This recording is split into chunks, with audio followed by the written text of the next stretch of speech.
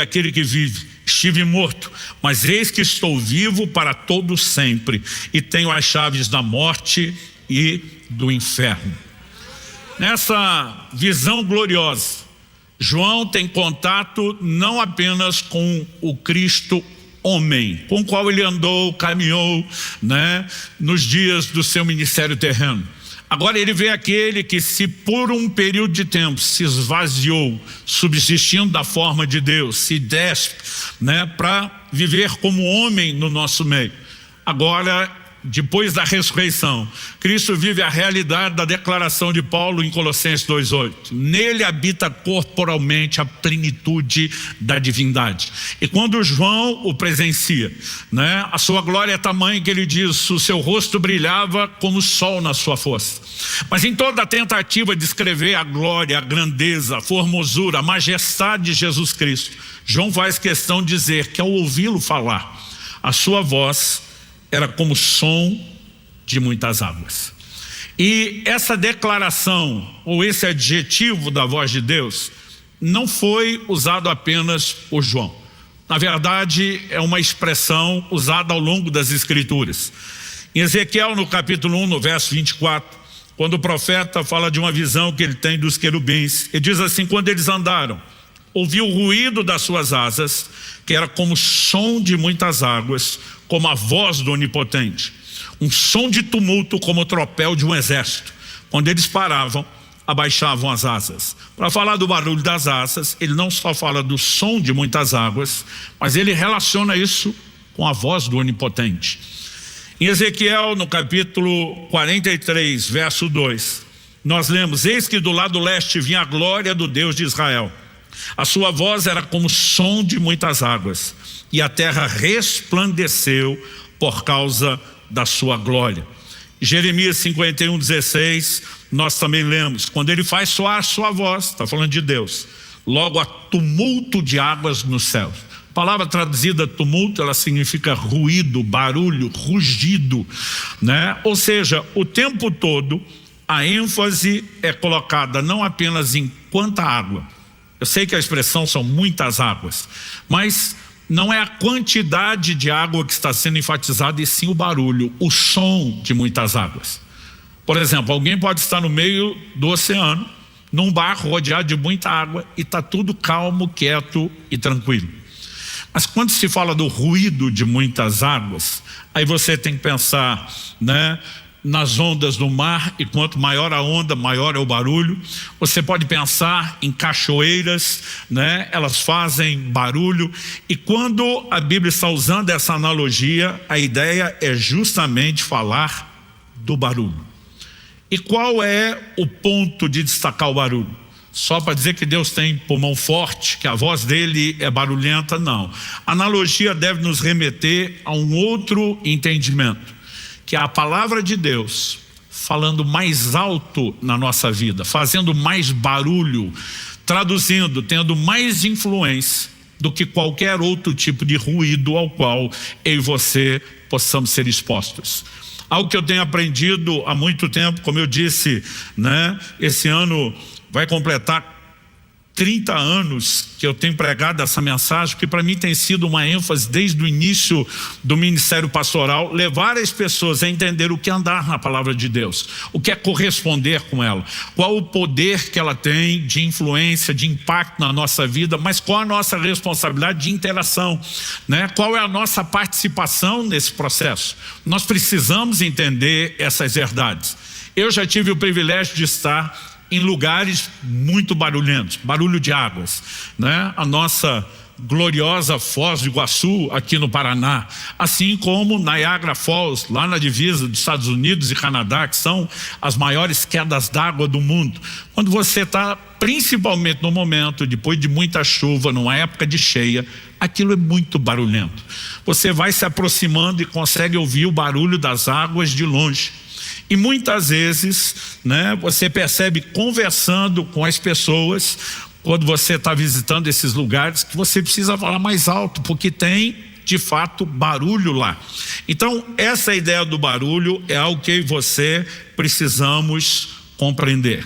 Porque há um lugar de influência que a palavra de Deus precisa exercer na minha e na sua vida, fazendo mais barulho do que outras vozes.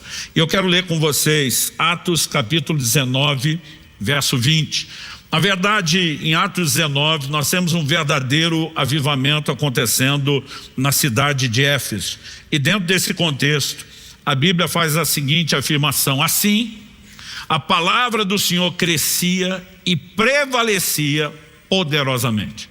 Além do verbo crescer e prevalecer, nós ainda temos um adjetivo, poderosamente aqui. Então, essas ações, crescer e prevalecer, eu e você precisamos entender o que é que isso significa. A palavra de Deus, ela não vai aumentar, crescer em tamanho. O que ela cresce é no espaço que ela consegue ocupar dentro da nossa vida. Quando ela prevalece é porque ela está falando mais alto e ela está conseguindo exercer a influência que deveria. Agora, em que sentido essa declaração foi feita? Aí nós precisamos ler os versos anteriores. Eu quero ler agora os versos 18 e 19. Muitos dos que creram, o crer aqui é crer no evangelho pregado, na palavra de Deus anunciada. Muitos dos que creram vieram confessando e denunciando publicamente suas próprias obras. Você consegue imaginar o impacto que essa pregação teve? As pessoas não apenas se convertiam, elas não apenas se arrependiam dos seus pecados, das suas práticas, mas elas vinham em público, numa atitude de um divórcio, de um rompimento com a velha vida, confessando de onde foi que Deus as resgatou e qual foi o poder que a palavra de Deus teve na vida deles. Eles chegaram a tal ponto nessa renúncia da vida velha, que o verso 19 diz assim: também muitos dos que haviam praticado magia, reunindo seus livros, os queimaram diante de todos. Calculado o valor dos livros, verificaram que chegava a 50 mil denários. Pensa no custo da fogueira. O denário era o pagamento de um dia de trabalho de um trabalhador normal. Agora, em uma semana, 6 dias eles trabalhavam, descansavam. Se ganhava 6 denários. A média, de dias trabalhados variava entre 25 a 26 por mês. 50 mil denários. Ou seja, era tanto livro, aquilo, se tivesse sido vendido, teria gerado recurso, mas eles olharam e disseram: não presta para mais nada. Agora nós temos a revelação da palavra de Deus, ela mudou o curso da nossa vida, e o nível de resposta é extraordinário. Isso significa o quê? O evangelho não apenas foi pregado, mas houve uma receptividade tal à palavra, que nós temos uma descrição disso acontecendo em Éfeso. Éfeso se tornou uma das maiores igrejas da Ásia. Ainda na época do pastoreado do apóstolo João, ela teve líderes como Paulo, Timóteo e depois João, um dos 12, o apóstolo amado à frente da igreja. Ela chegou a ter mais de 20 mil cristãos servindo naquela igreja. Através de Éfeso, toda a Ásia foi impactada com a palavra de Deus. Mas a pergunta é: por que o que aconteceu em Éfeso não aconteceu em todo lugar? Porque se a palavra de Deus produzisse resultados de forma automática e espontânea, em todo lugar tinha que ter acontecido a mesma coisa. Mas o que ela encontrou ali, que permitiu que ela não só crescesse, mas prevalecesse poderosamente, foi receptividade, foi interação. Quem está entendendo, diga amém. Então, há lugares onde nós percebemos que de fato houve impacto, que igrejas se tornaram frutíferas, e quase sempre, de forma explícita ou implícita, o que nós vamos perceber é que essas pessoas de fato se abriram, se tornaram receptíveis à ação da palavra de Deus. Elas simplesmente abriram espaço no íntimo. O apóstolo Paulo fala, também aos Tessalonicenses, da forma como eles também receberam a palavra de Deus, não como palavra de homem, mas de Deus. Ou seja, pessoas que tratam de forma diferente a palavra de Deus e se expõem a ela, vão inevitavelmente, consequentemente, experimentar uma ação mais profunda e poderosa. Então, o significado de voz de muitas águas, a ênfase não é só muito, mas é o barulho que as muitas águas podem fazer a ponto da voz de Deus, a palavra de Deus, encobrir as outras vozes. Estabelecido esse primeiro significado, que a expressão voz de muitas águas enfatiza mais barulho do que só quantidade, eu quero agora trabalhar um outro conceito prático. Como eu disse, já tive o privilégio de estar tanto em Foz do Iguaçu como em Niagara Falls, e impressionante o barulho que aquilo pode fazer, né? Eu gravei um vídeo resumindo essa mensagem, um sub-12, voz de muitas águas, né? Praticamente assim, no ponto mais próximo que poderia se chegar, que os turistas podem chegar, lá no Parque Iguaçu. E eu lembro que eu cheguei a ficar rouco daquela gravação, porque a gente tem que quase gritar enquanto está falando, né? Porque aquele barulho concorre. Mas ainda assim você consegue se fazer ouvido. Então, seja os turistas estão visitando, um vídeo como esse que grava, dá para competir com aquele barulho e ser ouvido. Mas eu tive uma experiência também há mais de 30 anos atrás. Eu lembro que ainda era, né, solteiro, e eu estava com os jovens da igreja em Guarapuava. Nós fizemos um retiro, um acampamento numa cidade próxima, no Candói. E a região onde estávamos, chamada de Santa Clara, tem uma cachoeira. Eu lembro que o dia que terminou o acampamento, alguém me chamou e falou: pastor, a maioria já foi embora de ônibus e agora tem um pequeno grupo que vai voltar de carro. Está mais fácil de gerenciar e ter segurança, então só vou te falar agora. Tem uma cachoeira aqui do ladinho onde nós estamos, maravilhosa de se ver e visitar. Vamos dar uma parada? Eu falei, vamos. Mas quando ele falou, o grupo é menor, pensei, não é só visita, essa turma vai querer tomar banho, né? E de fato, quando chegamos lá, a cachoeira, honestamente eu não me lembro com exatidão, mas eu acho que a queda dela, ela devia ser mais ou menos da altura do forro até o chão aqui. Mas quando a gente chega, ela não faz aquele barulhão de Foz do Iguaçu. A gente está olhando, o cenário é bonito, era um dia calor, a maioria de nós resolveu entrar para tomar banho. Então aquela pessoa conhecia, falou, olha, aquele canto de lá é melhor ninguém andar por lá. As pedras são muito escorregadias, acumula muito limbo, e cair na pedra não é legal, machuca para valer. Então eu chamei o grupo, dei instruções, gente, nós vamos até esse ponto, ninguém sai daqui para lá, conversamos tudo, entramos. E você sabe que não é que o jovem desobedece, a memória dele é curta para as regras. E daqui a pouco eu lembro que alguém saiu e começou a ir para aquele lugar, e a gente estava debaixo da água. Não era um volume de água imenso, mas pela altura, né, tinha lugares onde a queda da água era mais forte, que nem dava para ficar embaixo, chegava a machucar as costas.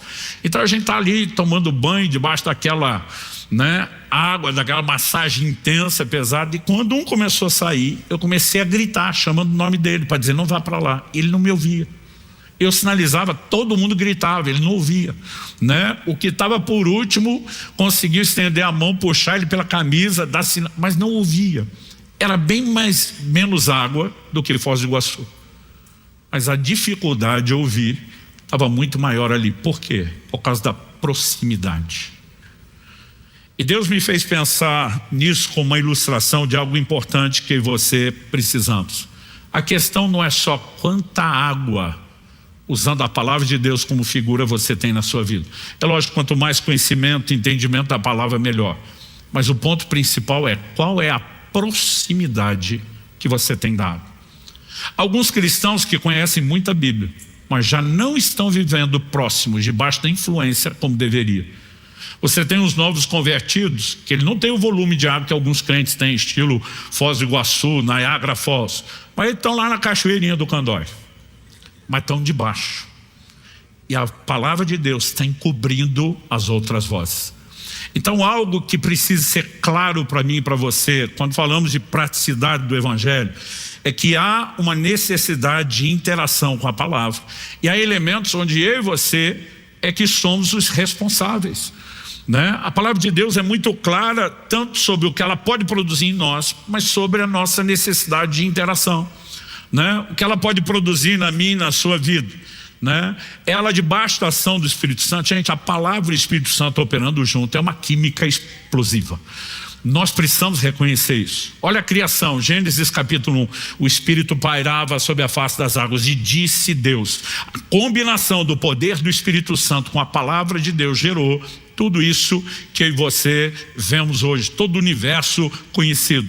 Quando o anjo Gabriel aparece a Maria por ocasião da anunciação, ele diz para ela, depois de com o mensageiro trazer a palavra de Deus, ele diz para ela: descerá sobre ti o Espírito Santo, o poder do Altíssimo te envolverá com a sua sombra. Maria diz: cumpra-se em mim segundo a sua palavra. A combinação da palavra com o Espírito Santo sempre vai operar poderosamente na minha e na sua vida.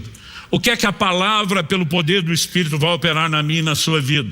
Salmo 19:7 diz: a lei do Senhor é perfeita e restaura a alma. Quando eu e você nos convertemos, toda a dívida foi perdoada, todo o pecado foi apagado.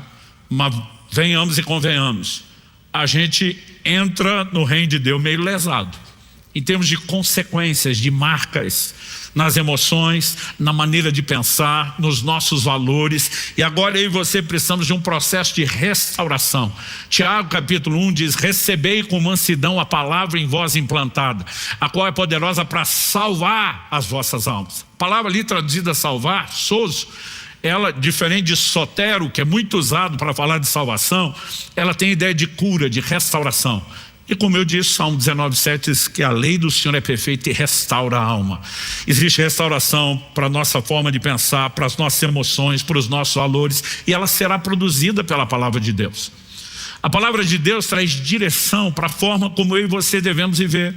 Salmo 119:105 diz: lâmpada para os meus pés é a tua palavra, luz para o meu caminho.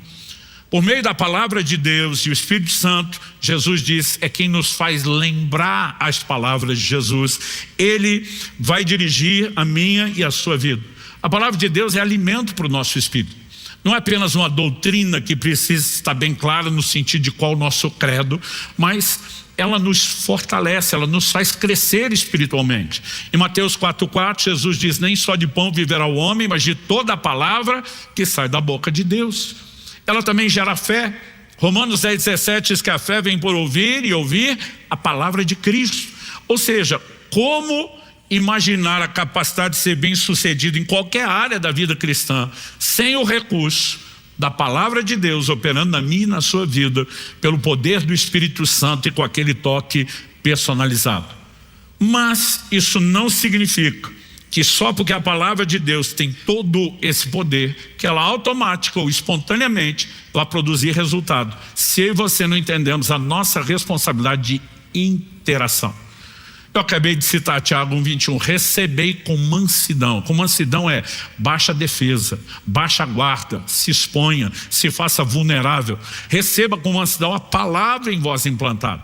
Não está falando receba aquela pessoa que nunca ouviu o evangelho e vai se abrir. Está falando de gente que já foi regenerado pela palavra, mas precisa se deixar ser trabalhado por ela.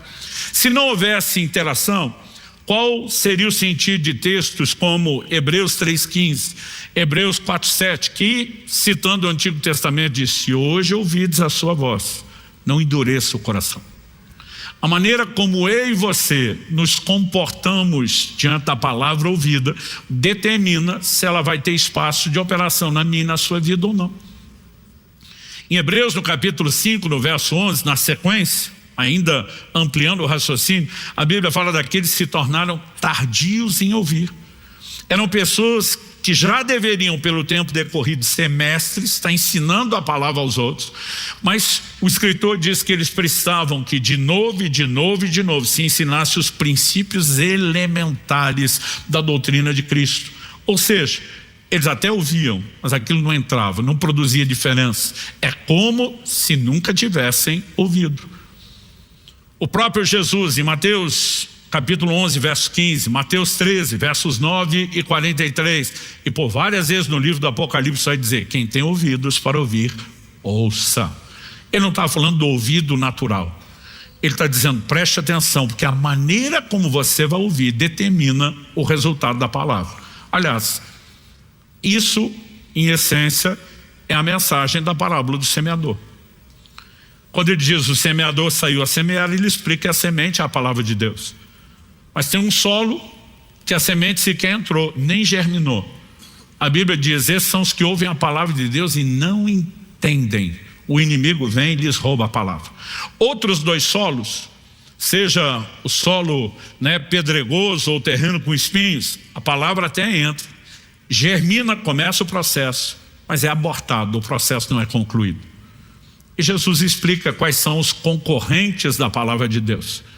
Mas depois ele fala daquele que produziu frutos a 30, 60, 100 por um.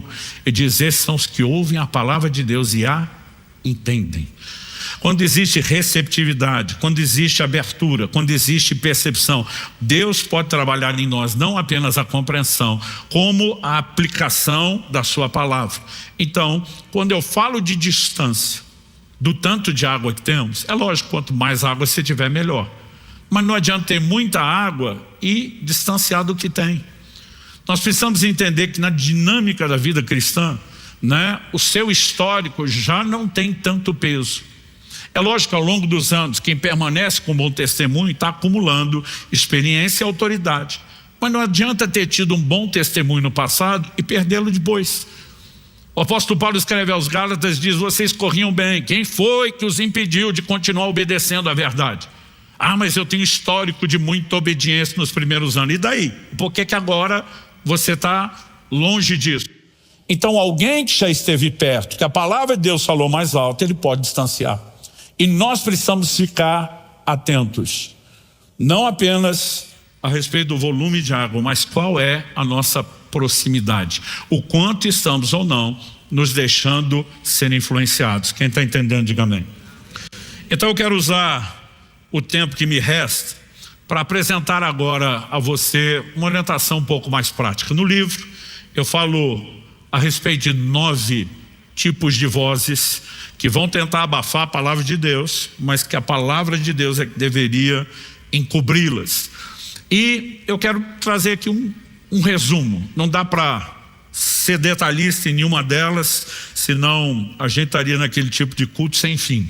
Mas eu quero trazer um pequeno resumo. Em 1 Coríntios, no capítulo 14, no verso 10, o apóstolo Paulo diz assim, há sem dúvida muitos tipos de vozes no mundo, e nenhuma delas é sem sentido. Outra tradução diz, nenhuma delas é sem significado, muitas vozes. A verdade é que enquanto Deus está falando e procurando espaço no nosso coração, tem muita concorrência. É um ambiente de muito ruído, de muito barulho, muitas vozes. Eu quero destacar algumas, essa lista poderia ser maior, das vozes com as quais eu e você temos que lidar e que concorrem conosco. Eu vou começar pelo início. A primeira voz a ser destacada é aquela que aparece no início da descrição bíblica, lá no livro de Gênesis, no capítulo 3. Eu vou chamar de a voz da tentação. O primeiro casal recebe de Deus uma clara orientação, ou seja, a palavra de Deus, a voz de Deus, dizendo o que é que eles poderiam e o que não poderiam fazer. Mas de repente uma outra voz se infiltra. É a voz do tentador, que eu vou chamar da tentação. Gênesis capítulo 3, verso 1 diz, mas a serpente mais astuta de todos os animais selvagens que o Senhor Deus tinha feito, Apocalipse chama Satanás de antiga serpente, disse a mulher, é verdade que Deus disse, não comam do fruto de nenhuma árvore do jardim? A mulher respondeu à serpente, do fruto das árvores do jardim podemos comer, mas do fruto da árvore que está no meio do jardim, Deus disse, vocês não devem comer nele, nem tocar nele, para que não venha morrer. Então a serpente disse à mulher, é certo que vocês não morrerão, porque Deus sabe que no dia em que dele comerem, os olhos de vocês se abrirão e como Deus, vocês serão conhecedores do bem e do mal. Verso 6, vendo a mulher que a árvore era boa para se comer, olha a progressão, boa, agradável aos olhos e árvore desejável para dar entendimento, tomou do seu fruto e comeu, deu também ao marido e ele comeu. E aqui a voz da tentação falou mais alto que a voz de Deus. Não faltava a palavra de Deus, não faltava orientação. Mas o diabo trabalha sempre tentando relativizar a palavra de Deus. Ah, não pode comer nenhuma árvore? Não, é só dessa que não. Não, vai nada. Deus está trolando vocês. Deus está tentando privar vocês do que realmente é bom. E no momento onde quem teve mais confiança foi a proposta de Satanás do que a divina, nós temos não apenas a vida do primeiro casal sendo arruinada, mas de toda a humanidade.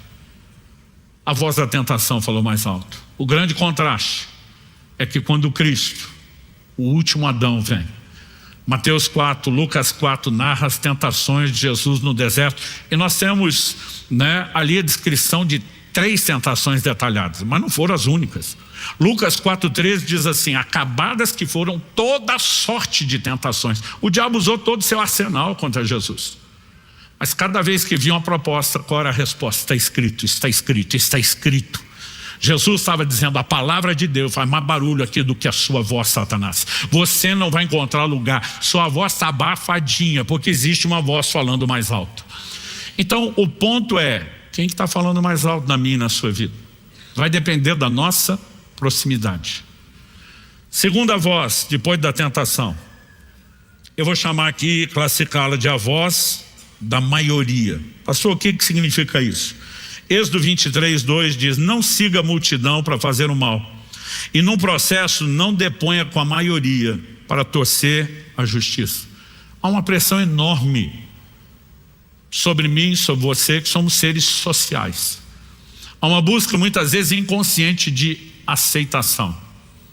Tanto que uma linguagem que as crianças aprendem a usar logo com os pais quando querem fazer algo proibido é: mas todo mundo está fazendo. E pai e mãe raiz responde como antigamente: mas você não é todo mundo, Porque existe uma pressão de aceitação. Se todo mundo faz, por que é que eu vou ficar de fora? Então Deus está dizendo: não siga a multidão. A multidão a maioria escolheu aquilo, Deus diz: não deponha com a maioria, mesmo que ele esteja em maior número. Se não é verdade, se está distorcendo, a justiça, eu e você não podemos simplesmente participar disso. Mas as pessoas têm uma inclinação a se deixar ser influenciadas, e talvez de todas as vozes essa esteja entre as mais sutis, porque normalmente a gente não acha que é tentação, que não é o diabo, a gente acha só que é um pouco de bom senso, e muitas vezes nós nem percebemos. A Bíblia relata o episódio de Pilatos. Pilatos, quando está para julgar Jesus, diz a Escritura que a mulher dele manda um recado. E eu não sei quantos anos de casado ele tinha, mas com certeza ele, como eu, como os outros maridos aqui, já ouviram várias vezes a frase, depois não ouviu o conselho da mulher: eu te disse, eu te falei. A mulher manda um recado para ele e diz: não se envolva na questão desse justo. Ela já o chama de justo. Ela diz: ele é inocente. Ela diz: eu muito sofri em sonhos essa noite por causa dele. O que essa mulher está mandando, gente? Uma advertência divina, um recado. Te colocaram numa cilada, numa armadilha. Você está prestes a condenar um homem inocente. Agora, quando atemorizado o Pilatos começa a tentar afrouxar a coisa, a multidão aperta. Se você defendê-lo, se você soltá-lo, não é amigo de César. E ele, querendo agradar a maioria, desprezou a voz de Deus. Muitas vezes, muitos de nós, a pressão dos colegas de trabalho, de escola, o que quer que seja, olhando para a maioria, queremos andar na tendência. E temos deixado que isso fale mais alto do que a palavra de Deus. Todos nós temos direito à escolha. Para mim é evidente que Pilatos, quando condena Jesus, acaba servindo a um propósito divino, mas ele não era obrigado a fazê-lo. Ele não foi predeterminado a isso. Deus ainda manda o alerta, dizendo: você está para errar. Eu estou te dando a oportunidade de não fazer. Mas o Deus presciente, que sabia a escolha dele, mesmo sendo justo a ponto de alertá-lo, acaba usando uma escolha errada para nos beneficiar. Mas é diferente daí você querer dizer que Pilatos só tomou essa decisão porque Jesus tinha que morrer por mim e por você. Nós podemos perceber nesse desenho que alguém pode deixar que a voz da maioria fale mais alto do que a palavra de Deus, mas na minha e na sua vida nós temos que agir diferente. O Daniel e seus amigos vão para a Babilônia, eles agem diferente. Todo mundo está comendo comida impura, mas nós não vamos comer. Todo mundo está dobrando diante da estátua, mas nós não vamos dobrar, porque aqui a palavra de Deus fala mais alto. Quem está entendendo? Terceira voz, a voz da dúvida. Quando o apóstolo Pedro anda sobre as águas, e para mim, eu acho isso uma figura linda, extraordinária. As pessoas às vezes me perguntam: pastor, qual uma boa definição de fé que o senhor pode dar? Eu falei: a melhor já está lá na Bíblia, Hebreus 11:1. A fé é a certeza das coisas que se esperam, a convicção das coisas que não se veem. Mas se for tentar explicar de outro jeito, usando o texto de Pedro, eu digo para as pessoas, fé é ficar olhando para Jesus na hora da tempestade. Mas se você quer minha definição de dúvida, fé é olhar para a onda, para o tamanho da onda, para a força do vento na hora da tempestade. O apóstolo Pedro vive uma experiência, extraordinária. O Senhor Jesus vem andando sobre as águas, estão apavorados, gritando, é um fantasma. Imagino que até crente hoje em dia, se estivesse lá, já estaria dizendo, está amarrado em nome de Jesus, porque a primeira coisa que passou na cabeça deles não era Nosso Senhor apareceu. Gente, tudo escuro, entre um relâmpago e outro, um vulto andando em cima d'água. Quem é que anda em cima d'água? Daqui a pouco Jesus os acalma dizendo, não temas, sou eu. E o Pedro que falava pensava falando, ele simplesmente pensa em voz alta. Se és tu, manda-me ter contigo. E tem uma lógica no que Pedro está falando. Se meu Senhor se move sobre as tempestades da vida, eu como discípulo também quero mover. E a hora que ele fala, se és tu, manda-me, Jesus diz, vem. Então o justo não é dizer que Pedro andou em cima d'água, porque aquilo não é uma plataforma sólida. Em algum momento nós vemos também que ele começou a comprometer aquilo. O justo é dizer que Pedro andou sob a palavra de Jesus. Manda-me ter contigo. Quando ele age sob a palavra, ele caminhou. Mas quando começou a olhar à volta, imagino um raciocínio na cabeça de Pedro, mais ou menos, olha, andar na água tudo bem, mas tinha que ser agora. No escuro, no meio de uma tempestade, com esse mar agitado. Aliás, tenta imaginar Pedro andando em linha reta, mas ainda subindo e descendo, Naquele momento que ele se deixa ser afetado pela circunstância, a Bíblia diz que ele começou a afundar. Porque preste atenção, a fé e o medo, a fé e a dúvida não dividem o mesmo espaço. Onde um entra, o outro sai. Se a fé entra, o medo sai. Se o medo entra, a fé sai. E no momento que ele começa a ver que está abortando o processo, ele faz a oração mais rápida que um crente pode fazer na hora do desespero. É que não dá nem para enfeitar Deus de Abraão, Isaac, Jacó, nada disso. Ele fala, socorro! Senhor, socorre-me. Jesus o toma pela mão. Eu acho engraçado que a turma malha o Pedro. Afundou. Eu digo, mandou. A maioria nunca saiu do barco. E andou 2 vezes, a ida e a volta. Vamos lembrar disso. Que depois de Jesus socorrer, ele pegaram pela mão, eles não voltaram para o barco nadando, voltaram caminhando. Mas o que isso me ensina? Qual voz vai prevalecer na sua vida? Nós falamos antes que a fé vem por ouvir a palavra. Mas preste atenção, a dúvida também vem por ouvir, mas não a palavra, as outras vozes. Quando aqueles 2 espias, Josué e Caleb, voltam diante do povo e começam a empolgar, a terra é boa, nós vamos possuí-la, o Senhor está conosco. Os outros 10, não, a terra é boa, mas não é para o nosso bico, não vamos dar conta. A Bíblia diz que eles derreteram o coração do povo. A dúvida também vem por ouvir um relato contrário à palavra de Deus. E minha pergunta é, a quem você está dando ouvidos? Porque isso vai determinar o resultado, se você vai andar em fé ou na dúvida. Sem fé é impossível agradar a Deus. Sem fé ninguém recebe nada de Deus. E aí precisamos escolher quem vamos ouvir, porque isso será determinante se andaremos na fé ou na incredulidade. 4ª voz, a voz da ganância. Em Lucas 18, versos 22 e 23, a Bíblia fala de um jovem rico que procura Jesus. Interessante quando você vai somando frases e detalhes de cada evangelho. É impressionante a forma como esse camarada parecia ter um coração aberto para Deus. Ele chega para Jesus e pergunta, mestre, o que é que eu faço para herdar a vida eterna? Está preocupado com a salvação. Jesus diz, guarda os mandamentos. Ele falou, tenho feito isso desde a minha juventude. Estou andando há muito tempo. Um dos evangelhos diz que Jesus, olhando para ele, o amou. Ou seja, o que Jesus vai falar agora é fruto do amor. Eu estou dizendo isso porque tem uns crentes que parece que lê lá, Jesus o trollou, como se estivesse tentando sabotar a Bíblia. Jesus o amou, diz assim, se quer ser perfeito, mais do que salvo, seu coração está desejando algo mais profundo, Jesus disse, tem uma proposta para você. Isso não significa que é a proposta para todo crente, mas foi feita para ele. Vai, venda tudo que você tem, dá aos pobres, e depois vem e me siga. O me siga aqui não é só crer em Jesus. Jesus deu a esse jovem uma oportunidade de ser parte de um time, de uma equipe apostólica, queria chacoalhar o mundo, né, e mudar a história da humanidade. Mas a Bíblia diz que ele vira as costas para Jesus e vai embora, triste, porque tinha muitas propriedades. E aí de repente ele diz, aí também não.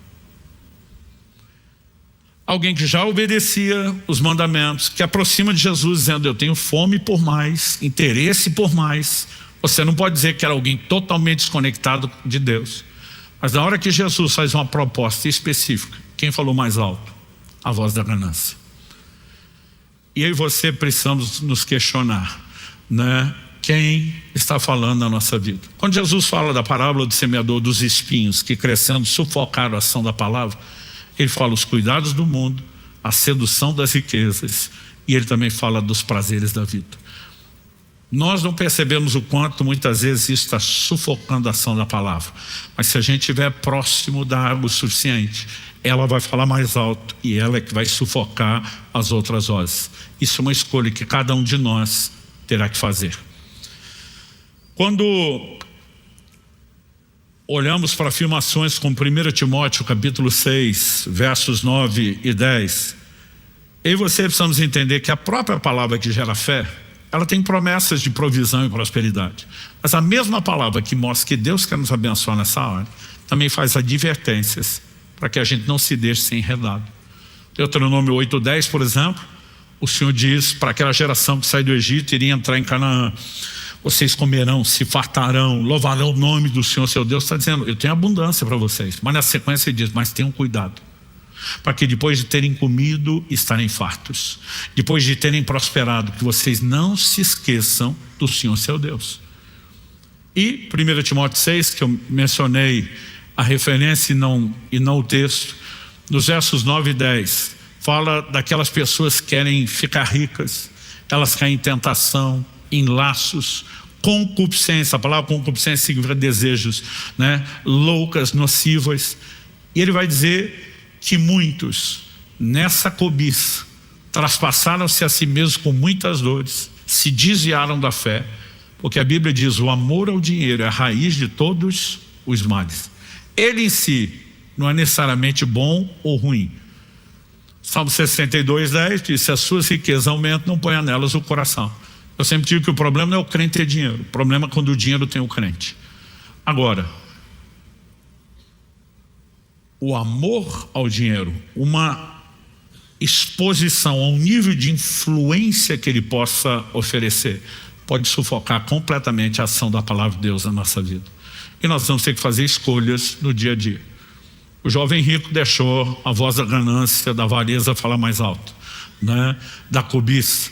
E você, precisamos entender que esse é um exemplo a não ser seguido. E precisamos deixar a palavra de Deus falar mais alta na nossa vida, para que não sejamos gente com Balaão, que a Escritura diz, amou o prêmio da injustiça.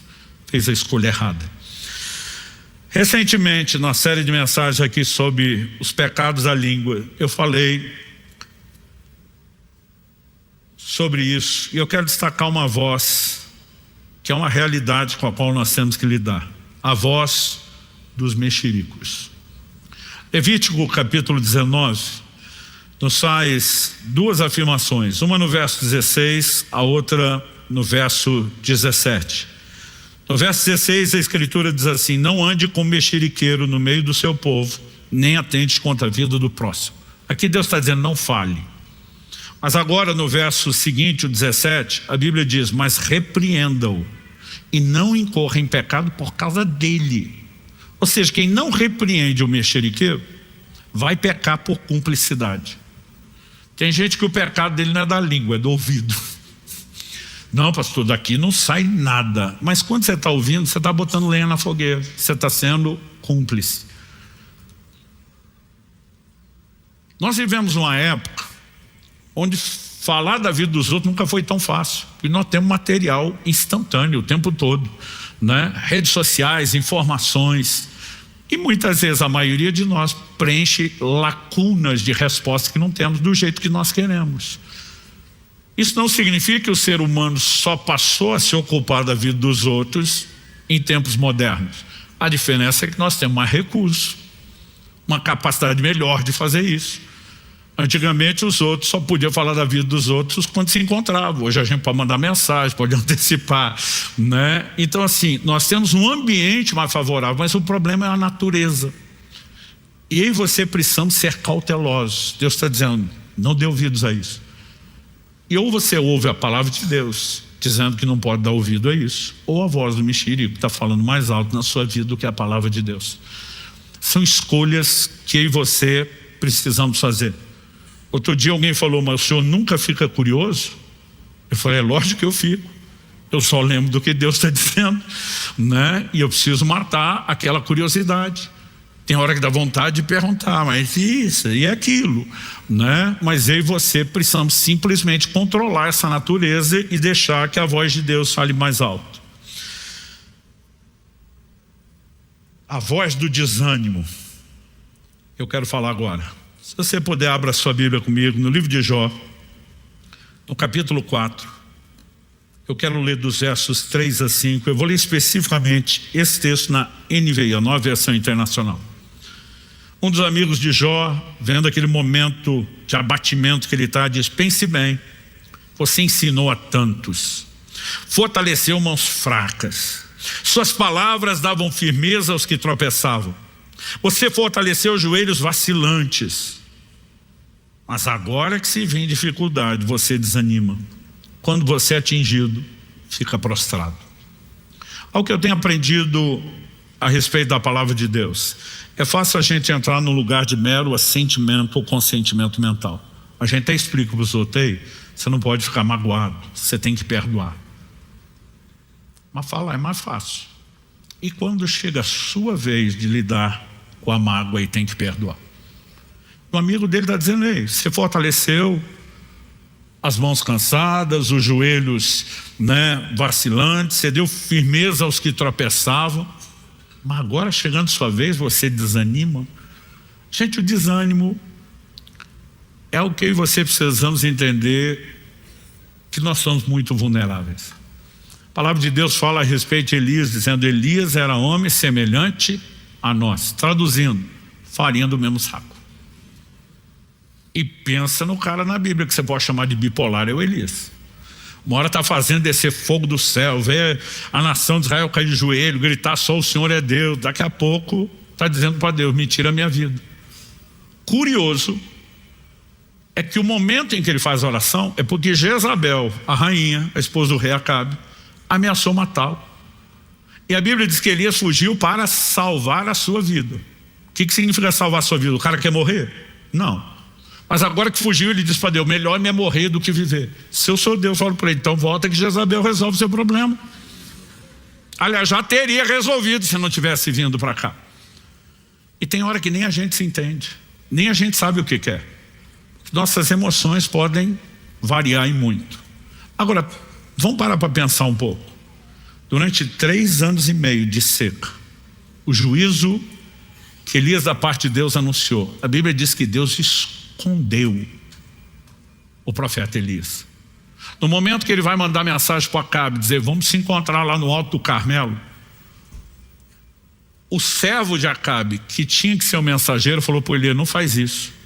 E diz, não houve reino, não estava falando só de Israel, onde meu senhor não tivesse vasculhado te procurando e nunca te achou. Se eu falar que você está aqui agora e o Espírito de Deus te tomar daqui, quem vai perder a cabeça sou eu. Ou seja, o cara vasculhou não só Israel, todos os reis, mas Deus o escondeu, não só escondeu, sustentou. Nessa hora, não é só Elias lembrar o que Deus tem feito, o que ele tem falado, como tem cumprido a sua palavra, mas de repente, o desânimo começou a falar mais alto do que a palavra de Deus. Aquilo que Jó um dia carregou da parte de Deus para fortalecer os outros, de repente não está tendo efeito para ele, porque a questão não é só você ter água, é se você vai continuar perto dela. E nós precisamos fazer escolhas. A voz de desânimo tem feito muitas vítimas. Muita gente tem se abatido, tem arrefecido na fé e no seu ritmo de caminhada, mas eu e você precisamos permitir que a palavra de Deus fale mais alto. Que ela encubra as outras vozes na nossa vida. Quem está entendendo, diga amém. Me permito falar um pouquinho agora sobre a voz do preconceito. Pastor, o que é isso? O apóstolo Pedro, em Atos no capítulo 10, a Bíblia diz que ele estava hospedado numa casa, em Jope, e a Bíblia diz que ele estava com fome. E os irmãos foram preparar comida. Gente, naquela época não tinha comida instantânea. Você vê, por exemplo, Abraão, quando resolve preparar um cabrito para os anjos que estão visitando, que ele não sabe que é anjo, chama o criado, manda pegar no rebanho, vai matar, vai esfolar, vai cortar, temperar, vai acender o fogo, que não era fogão a gás. O processo não era rápido. Enquanto o povo foi preparar a comida, Pedro falou, vou orar. Esse negócio não ia ser rápido. Acho que Deus aproveita o contexto, Pedro com fome, esperando a comida. Enquanto Pedro está orando no telhado da casa, a Bíblia diz que sobreveio-lhe um êxtase, e ele tem uma visão. A visão desce um lençol com todo tipo de animais. E Deus diz para Pedro, levanta, mata e come. Interessante, Deus fala isso bem na hora da fome. O que é que Pedro responde para Deus? É Deus falando com ele, de modo nenhum, Senhor, porque nunca entrou nada impuro na minha boca. Do que é que Pedro está falando? De acordo com a lei de Moisés, essa lei já não estava mais em vigor, mas Pedro viveu sob ela sua vida inteira. Havia uma série de animais considerados impuros. Jesus, os evangelhos são claros em dizer que Jesus declarou puro todos os alimentos. Isso mudaria, né? Hebreus 7:2 diz que onde há mudança de sacerdócio, há mudança de lei. Mas naquele momento Pedro está dizendo para Deus, nem o Senhor vai me fazer mudar certos padrões adotados. Gente, é lógico que Deus não mandaria Pedro quebrar a sua própria palavra. No livro de Tiago nós lemos que Deus não pode ser tentado pelo mal e ninguém tenta. Agora, como é que alguém vai discutir com Deus dizendo meus valores são mais elevados e puros do que o seu? A verdade é que muitas vezes nós temos uma mente formatada por certos preconceitos. E por que Deus usou a figura da alimentação? Para que Pedro entendesse a alegoria depois. Ele seria chamado para pregar na casa de gentios, pela primeira vez na história. O evangelho seria comunicado direta, deliberada, intencionalmente a gentios, a não judeus. É o momento onde Deus está abrindo a porta da salvação para além da casa de Israel. Um momento histórico, mas Pedro não teria obedecido. Aliás, depois que ele vai na casa de Cornélio, prega, o Espírito Santo é derramado, uma coisa linda, e a notícia chega em Jerusalém antes de Pedro. Quando Pedro chega lá, está todo mundo com pedra na mão. Você entrou na casa de gentios, comeu com eles. E Deus usa a figura para dizer para Pedro, não chame de impuro o que eu purifiquei. E a verdade é que, assim como Pedro não teria pregado aquele grupo de pessoas, às vezes eu e você não vamos pregar um certo grupo de pessoas. Nós não vamos relacionar com outros tipos de pessoas. E muitas vezes nós estamos movidos apenas de preconceito. Porque estamos falando de pessoas a quem Deus ama, para quem Deus tem um plano, para quem tem um propósito, para quem tem nos chamado. E não acho você que nós estamos isentos disso. Um líder como Pedro, uma das colunas da igreja, estava exposto, né, corria esse risco. A pergunta é em nós. Eu lembro de um tempo atrás, quando a igreja começou a crescer, na época estávamos no outro tempo na Água Verde, e uma pessoa veio reclamar comigo, falou, pastor, a clientela aqui está mudando, né? Está aparecendo uns tipinhos complicados. E eu falei, como é que é? Não, pastor, tem um agente aí, ó, se falar estranho. Eu falei, você acha que isso é lugar de quê? A igreja é hospital, é lugar de salvação. É, pastor, mas a gente tem que manter um certo padrão. Eu falei, depende de quem bota o padrão, senão eu não estaria aqui. Muitas vezes a gente nem percebe a influência que esse preconceito pode ter. E eu estou dando um exemplo que envolve evangelismo. Mas a verdade é que a gente pode agir assim em relação a muitas coisas. Mas felizmente, na vida de Pedro, a palavra de Deus falou mais alto. Ele consegue compreender, mas por quê? A Bíblia diz, enquanto Pedro refletia acerca de qual seria o significado da visão, vamos parar, vamos ponderar, mesmo que eu tenha reagido inicialmente dessa forma, o que é que Deus está tentando dizer? Por quê? A Bíblia diz assim, disse-lhe o Espírito Santo. quando eu e você paramos, dando abertura, exposição à palavra, Deus sempre vai falar mais. Mas quando nós agimos de forma errada, como eu falei antes, endurecer o coração, Ele não tem por que continuar falando. Então Pedro consegue entender a clareza do que Deus está promovendo.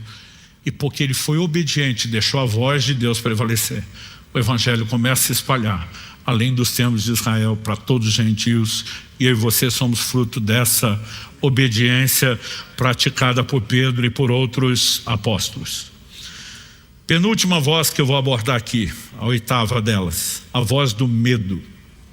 2 Timóteo capítulo 1, verso 7, diz que Deus não nos deu o espírito de medo, mas de amor, de ousadia e também de moderação, ou mente sã. Quando a Bíblia fala do medo como um espírito, nós precisamos entender que isso fala também de uma ação no plano espiritual. E o medo trabalha, e eu posso te dizer que o medo tem uma voz. O livro de Hebreus fala a respeito daqueles que Satanás mantinha como escravos por medo da morte. O medo pode ser mais controlador do que você podemos mensurar. E quando eu olho para as Escrituras, eu vejo alguns desenhos a respeito do medo. E ele pode nos paralisar, inclusive em relação ao serviço de Deus. Alguns não estão avançando para um lugar mais profundo em Deus, alguns não estão avançando para um lugar mais frutífero na obra do ministério, porque estão com medo. Se você olhar o contexto da declaração de Paulo, Deus não nos deu espírito de medo, é o verso anterior, 2 Timóteo 1,6. Reaviva o dom que é em ti, o qual te foi dado pela imposição das minhas mãos. A palavra dom é carisma, fala das manifestações do Espírito. Mas quando ele diz reaviva, é literalmente reacenda. Algumas traduções optaram por desperte. Mas a palavra significa literalmente você soprar uma brasa para que ela volte a ficar incandescente. Então reacenda, eu creio que é melhor ainda do que desperte. Agora, por que o dom está apagando na vida de Timóteo?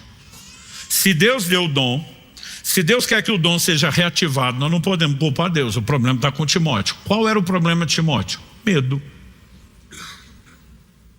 A gente não tem medo dos dons no sentido de que quando ele funciona é tipo uma descarga elétrica, vai dar um choque, você fica traumatizado. Não é esse tipo de medo. Mas a maioria de nós, qual é o medo quando o assunto é os dons? E se eu achar que é Deus e não é? E aí nós começamos uma série de coisas que podem nos paralisar. Alguns não se lançam a projetos ousados de Deus, não conseguem corresponder com fé porque o medo está paralisando. Alguns estão caindo em outras áreas de pecado. Abraão, por 2 vezes mente que Sara era sua irmã em vez de esposa. Tecnicamente, de acordo com a mentalidade de alguns interesseiros manipuladores, ele falou meia verdade.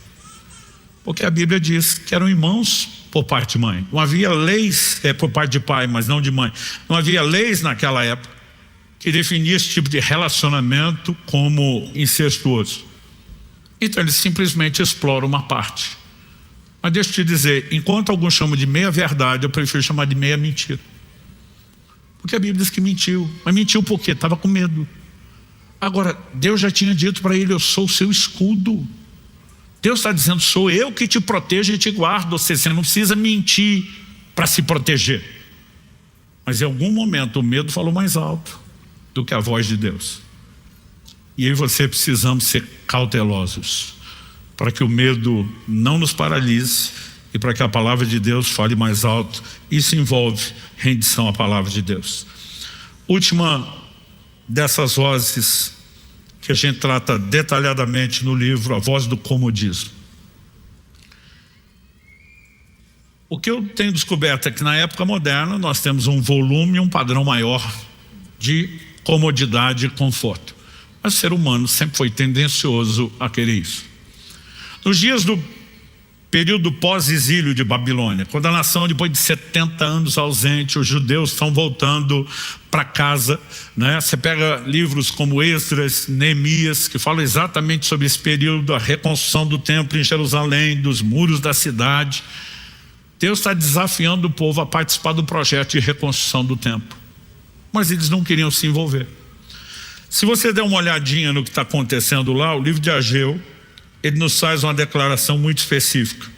Ageu capítulo 1, eu vou ler do 2 ao 4. Assim diz o Senhor dos Exércitos, esse povo diz, ainda não chegou o tempo em que a casa do Senhor deve ser reconstruída. Por isso a palavra do Senhor veio por meio do profeta Ageu dizendo, acaso é tempo de vocês morarem em casas luxuosas, enquanto esse templo permanece em ruínas? É impressionante o nosso poder de dar desculpa. Deus está levantando os profetas, chamando todo mundo para a reconstrução da casa. Não chegou o tempo, não é a hora. Por que eles estão dizendo isso? Deus diz, enquanto minha casa está em ruínas, vocês estão morando em casa luxuosa. Vocês estão focados no que é bom para vocês. Nenhum de vocês quer sacrificar tempo, recurso, hora de trabalho para fazer o que eu preciso. Isso é bem a gente.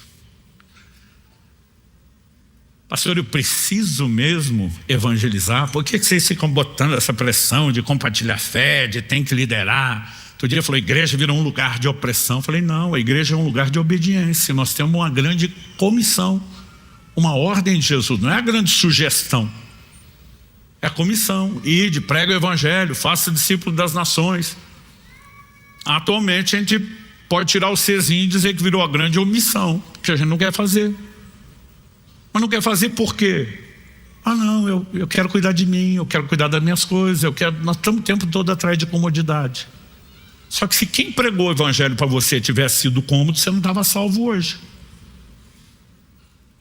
E a comodidade é quando a gente olha só para a gente de forma egoísta. Nunca vai haver altruísmo, sacrifício, se a gente não deixar a palavra de Deus mexer conosco. Só qual o problema? O problema é que os caras dizem, não vamos perder nosso tempo, nem recurso e energia lá, porque a gente quer o melhor aqui, mas isso nunca dá certo. Olha o que Deus diz. Versos 5 e 6, continuando, Ageu 1. Portanto, assim diz o Senhor dos Exércitos, considerem o que tem acontecido com vocês. Vocês semearam muito e colheram pouco, comem, mas isso não chega para matar a fome, bebem, mas isso não dá para ficarem satisfeitos, põem roupa, mas ninguém se aquece, e o que recebe salário, recebe para colocá-lo numa sacola furada. Insuficiência. Deus está dizendo, vocês não me dão tempo e não prosperam no que fazem, porque eu não posso abençoar o que vocês estão fazendo. Mas o povo é chamado não só ao arrependimento, mas a uma mudança de atitude. Em Ageu, no capítulo 2, a partir do verso 15, nós lemos o seguinte: agora considerem tudo o que aconteceu desde aquele dia. O que é aquele dia? É o ponto da virada.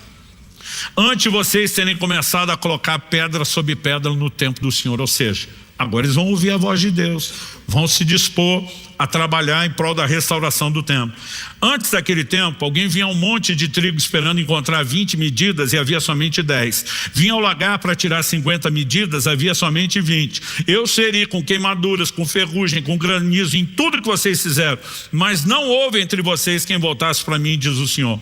Por isso, desde o dia de hoje, desde o 24º dia do mês nono, Deus está dizendo, pode anotar aí na folhinha, no calendário. Desde o dia em que foram lançados os alicerces do templo do Senhor, considere o seguinte: ainda há sementes no celeiro? A resposta era não. Além disso, a videira, a figueira, a romazeira e a oliveira não têm dado frutos, mas desde hoje em diante eu abençoarei vocês. Deus está dizendo, se você deixar o seu comodismo, você vai ter mais resultado do que quando só pensa em você.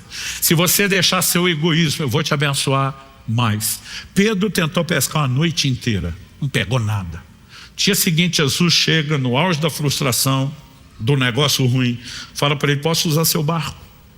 Jesus estava não só se afastar da multidão pela pressão, mas por questões técnicas, acústicas. A Bíblia fala de Jesus do Sermão do Monte, diante do mar da Galileia, que é um grande lago. Por quê? Questão acústica, eles não tinham aparelho de som como eu e você temos. E Jesus falava para milhares de pessoas. Então o formato das arenas antigas já eram esses barrancos. Mas quando você ainda tem água atrás de você, normalmente o vento está soprando em direção à terra. E Jesus usa o barco de Pedro, comunica a palavra a todo mundo. O cara já está sem resultado, ainda vai perder mais um tempão com o barco cedido para Jesus sem produzir. Quando Jesus termina de pregar, ele vira para Pedro e diz: agora lança as redes. E a Bíblia fala de uma pesca milagrosa. Preste atenção, não tem chance de você ceder seu tempo, seu negócio em prol do reino de Deus e não ser abençoado com isso. Então nós vamos ter que reconsiderar nossos conceitos de comodidade, porque a comodidade está nos prejudicando e não nos abençoando. E quando nós entramos no modo sacrifício, que é o padrão do estilo de vida cristã, nós vamos não só cumprir o propósito de Deus, nós vamos ter resultados melhores, e o melhor de tudo, a palavra de Deus será falado mais alto. Esses são alguns dos exemplos que a gente trabalha e quer te encorajar a avaliar a sua vida. Eu encerro aqui questionando: que voz tem prevalecido na sua vida? Nós precisamos voltar à palavra. E quando eu falo voltar à palavra, não é só ler, é meditar, é permitir que o Espírito da verdade opere em nosso íntimo, avive nossa consciência espiritual e abafe todo e qualquer outro ruído ou voz na nossa vida. Vamos ficar em pé? Pai, nós oramos e clamamos graça e favor do Senhor sobre cada um. Nós oramos, Pai, por aquele toque e ação pessoal do Teu Espírito Santo em nós. Nós queremos não apenas processar, digerir essas verdades com a meditação, a reflexão, que é parte tão importante de receber a Tua palavra. Nós queremos ser encontrados